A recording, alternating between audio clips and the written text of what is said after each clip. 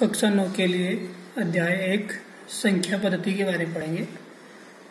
यहाँ अपने पास है संख्या रेखा। संख्या रेखा आपको एक लाइन दे रखी होती है, उस पर हम 0 से लेके दाईं ओर तो प्लस की संख्याएं और बाईं ओर माइनस की संख्याएं, जिन्हें ऋणात्मक संख्याएं, और दाईं ओर को धनात्मक संख्याएं कहते हैं। इन संख्याओं को अलग अलग प्रकार से बांटा गया है। उनमें पहली अपने पास प्राकृत संख्याएं। प्राकृत संख्याएं किसे कहते हैं?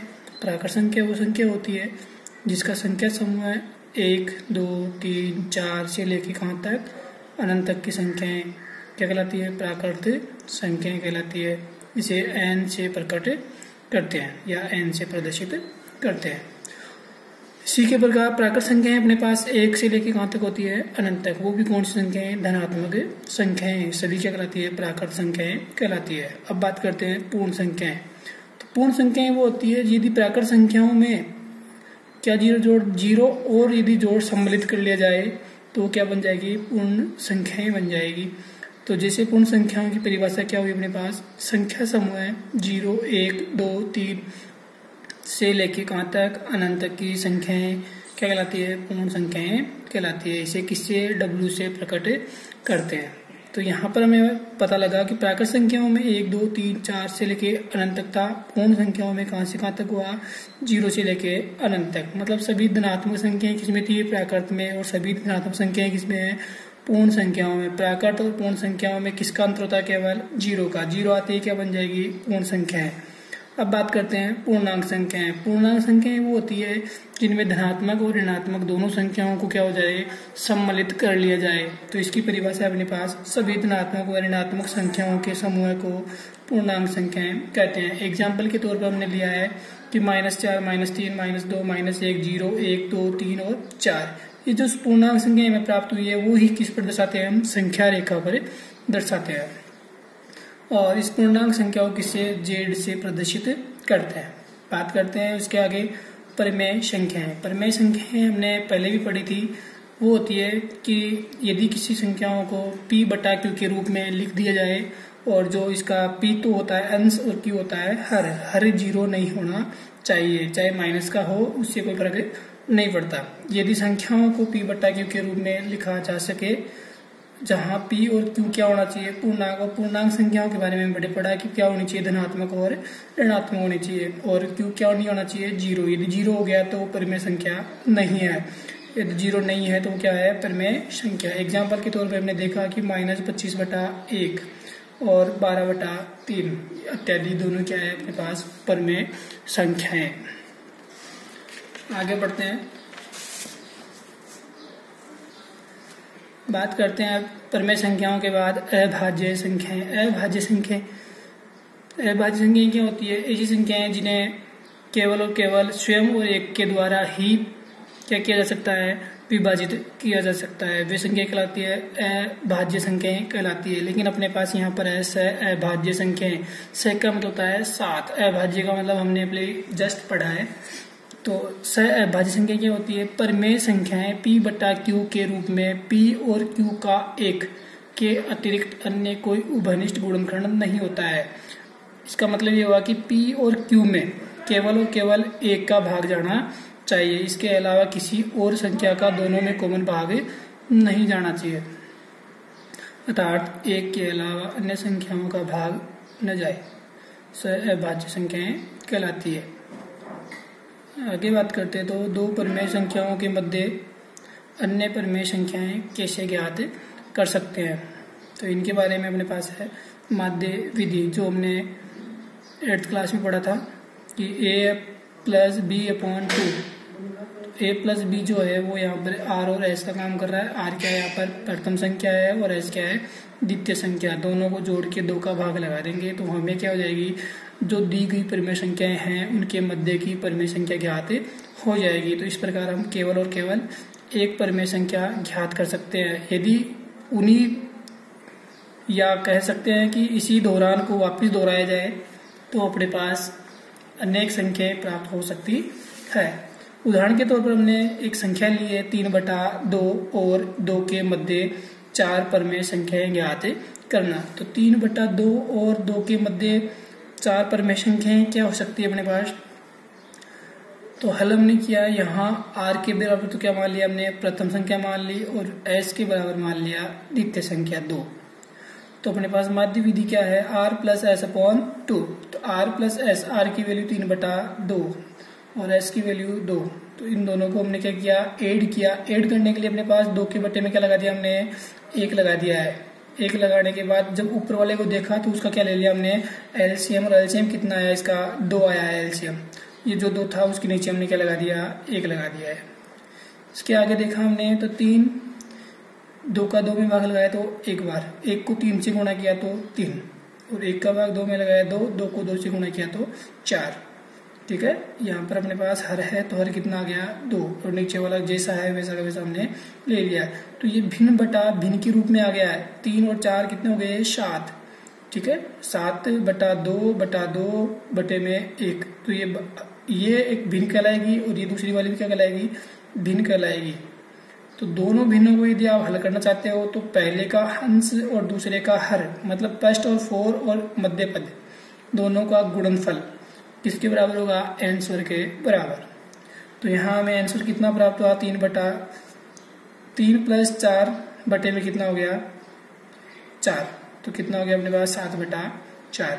तो अपने किसके माध्यम से ज्ञात किया हमने, आर और एस। एस और आर की वैल्यू क्या थी, 3/2 और 2। इन दोनों के बीच में क्या ज्ञात किया हमने, 3/7। तो इसको हम इस प्रकार भी लिख सकते हैं। तो लिखने का तरीका अपने पास क्या है, अपने पास मान क्या था, 3/2 और 2 था, तो दोनों के बीच में क्या लिख दिया हमने, 7/4। 7/4 यहाँ आ चुका है। तो इसके बाद हमने पुनः इस विधि को ही दोहराएंगे। तो इसके लिए आपको क्रमशः कोई लगातार 2 संख्याएं लेनी है। अब दोनों संख्याएं या तो ये फर्स्ट वाली ले सकते हो आप, या ये सेकंड वाली ले सकते हैं। तो फर्स्ट वाली हमने लिए दोनों, ये आर की वैल्यू और ये एस की वैल्यू। अपने पास आर की वैल्यू है 3/2 और एस की वैल्यू है 7/4। तो यहाँ हमने यही अपने पास फॉर्मूला था अभी जस्ट, वो कौन सा फॉर्मूला था, r प्लस एस अपॉन 2। कौन सी विधि, माध्य विधि। इसके द्वारा वापस हमने r और s को हमने ऐड कर लिया है। दोनों को ऐड करेंगे। ऐड करने के लिए इसमें ऐड करने के बाद क्या करेंगे, 2 का भाग लगाएंगे। तो ऐड करने के लिए यहाँ हर देखा 2 और 4, इन दोनों समान नहीं है तो इनका क्या ले लिया हमने, एलसीएम।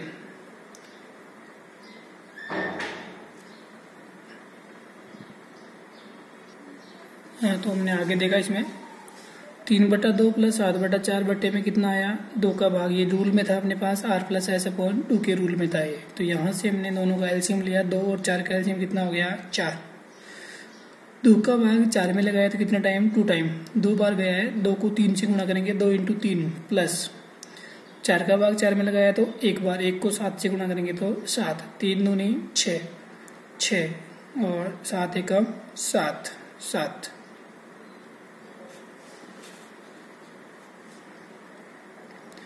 बटे में 4 था, उसके बटे में 2/1 था, तो 6 और 7 कितने हो गए, 13। बटे में 4, बटे में 2 और बटे में 1। अपने जो रूल अपने जस्ट अपनाया था कि बाहर वाले को बाहर से और अंदर वाले को अंदर से मल्टीप्लाई कर देंगे। मध्य पदों का गुणनफल, बाह्य पदों का गुणनफल, 13 × 1। तो कितना हो जाएगा, 13 और 4 दूनी 8। तो यहाँ कितना आ जाएगा अपने पास, 13 आ जाएगा। अब ये जो नंबर था अपने पास वो किसमें फाइंड किया हमने, 3/2 और 7/4 के बिटवीन। तो 3/2 और 7/4 के बीच में लिख दिया है इसको। आगे जो नंबर था उसको जैसे का जैसा हमने लिख दिया है। उसके बाद देखें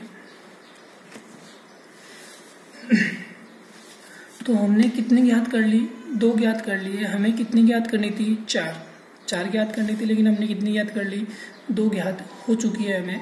तो इसी प्रकार अन्य 2 परिमेय संख्याएं भी ज्ञात की जा सकती है। तो आगे आपको करना है स्वयं को,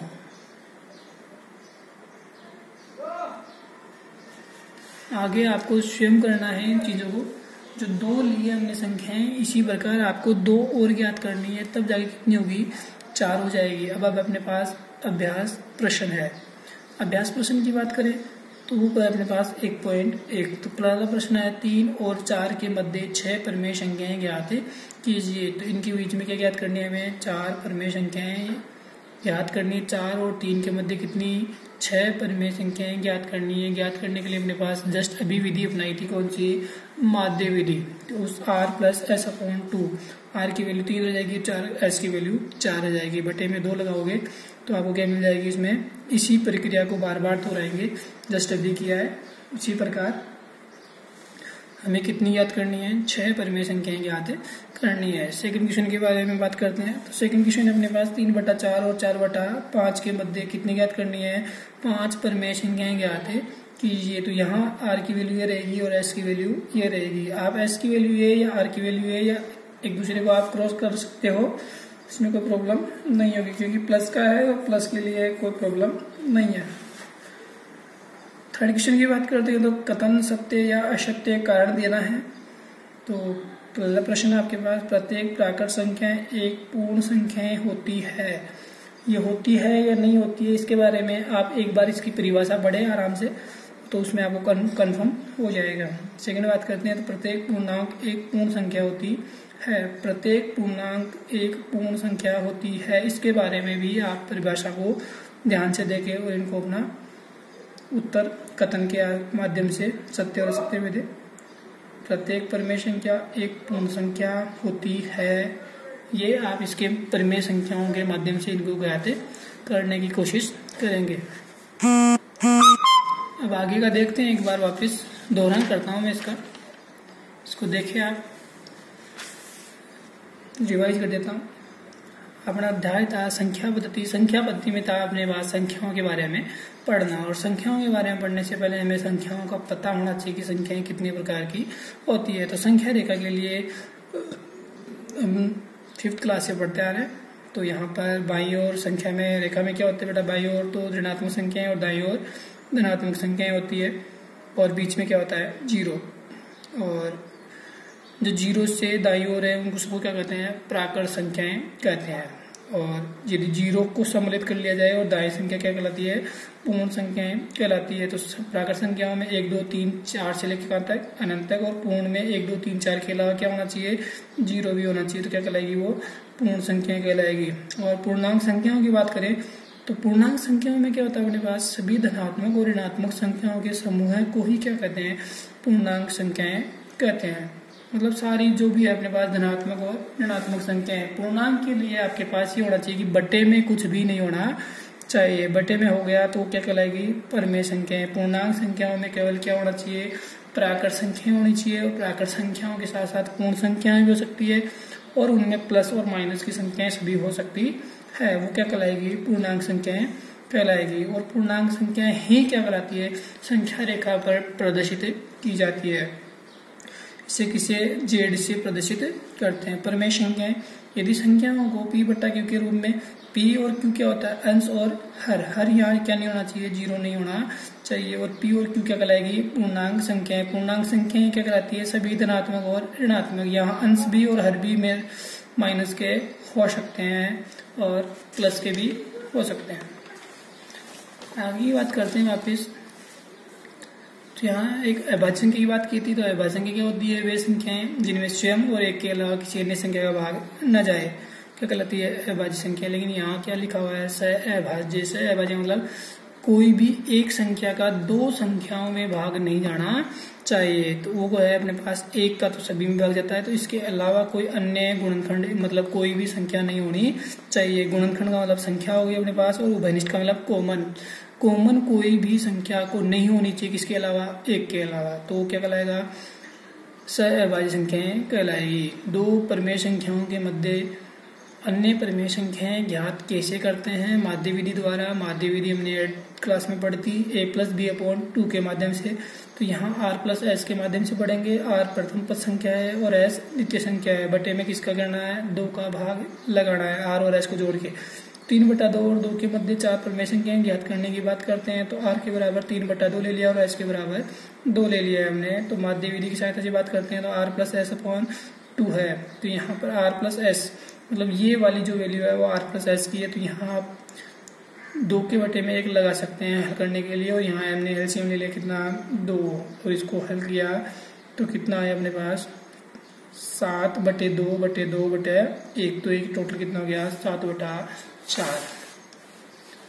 आगे की बात करते हैं तो, और जो हमने 3/2 और 2 के मध्य कौन सी ज्ञात की है 7/4 पर में, तो इसको इस प्रकार लिखा जा सकता है। इसी प्रक्रिया को हम पुनः दोहराएंगे तो r प्लस एस, इसमें r की वैल्यू 3/2 और s की वैल्यू 7/4, दोनों को जोड़ा और 2 का हमने भाग लगाया, तो यहाँ अपने पास 13/8 प्राप्त हुआ है।